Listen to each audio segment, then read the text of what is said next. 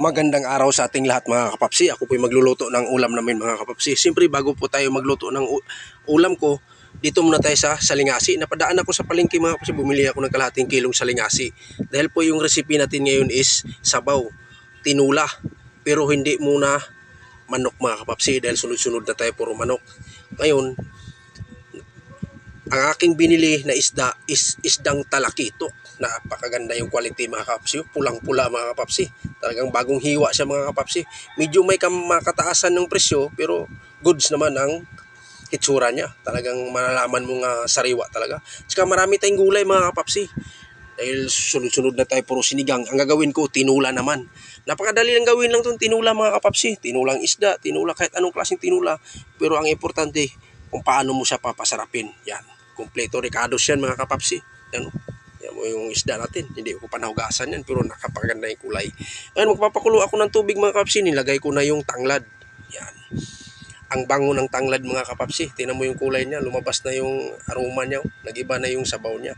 Siyempre nilalagay po natin yung mga ricados, sibuyas, kamatis at saka luya mga kapapsi. Medyo maraming luya nilagay ko.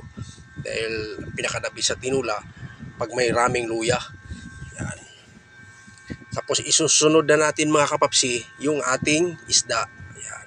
Pinitikan ko lang siya ng kunting asin mga kapapsi. Yung asin natin, tansameter na lang yan. Dagdagan na lang natin mamaya pag hindi pa siya okay. Tapos ilulunod na natin yung isda natin. Ilalagay na natin yan. Bumili lang ko ng kalahating kilo mga kapapsi. Ulam naman namin mga kapapsi. Yan. Pinakadabi sa isda. Lalo na isdang talakitok. Napakataba to mga kapapsi. Daming gawing recipe nito mga kapapsi. Kaso lang sabaw lang ang pinili ko. Sabi ko magsabaw muna tayo ng isda dahil sunod-sunod na tayo puro karne ng manok. Yan. Tinula yan mga kapapsi. Walang halo pong kalamansi juice yan. Wala. Puro yan.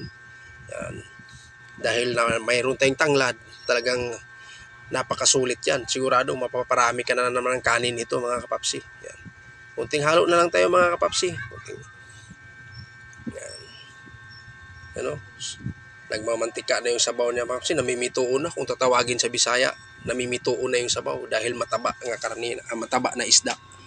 Klaseng isda siya, mataba, talakitok. Malaki kasi itong isda mga kapapsi. Kapag binibenta sa palengke ito, hiwa-hiwa. Hindi ka pwede bumili ng buo. Napakalaki itong isda na to. Yung iba na yan, sinachop na nila sa palengke para bumili ka ng kalahati o 1 kilo. Yan, nakachop na.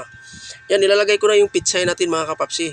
Papatong ko lang yung pitsay natin yung mga kapapsi. Hindi ko na hinahalo. Pag maglagay kayo ng pitsay, di hinahalo hindi sila isda po. Madali lang madurog yung nasa ilalim. Ipatong mo lang. Tapos lagyan natin siya ng talbos ng kamuti. Napakadabis mga kapapsi. Dating sa tinula, talbos ng kamuti. Kulay pula ang pinili ko. Hindi ko kinuha yung green. Napakadabis yan na pula. Yan. Talagang tsura pa lang mga kapapsi. Natatakam ka na talaga. At saka yung pinakahuli nating sangkap, hindi mawawala yan pagdating sa tinula mga kapapsi. Yan. Oh, ganda ng quality. Lahat ng ricado, sinalo ko na dyan mga kapapsi. Hindi ko na pinapakita sa inyo mga kapapsi. Yan. Ang sinasabi ko, pinakahuli nating sangkap, malunggay mga kapapsi. Konting kimbot na lang yan mga kapapsi. Ready to serve na yan. Ready to eat na rin yan. At ako po'y nagpapasalamat sa inyo mga kapapsi, kamamsi sa walang sawang suporta nyo sa akin. Ngayon titikman ko na mga kapapsi. Yun.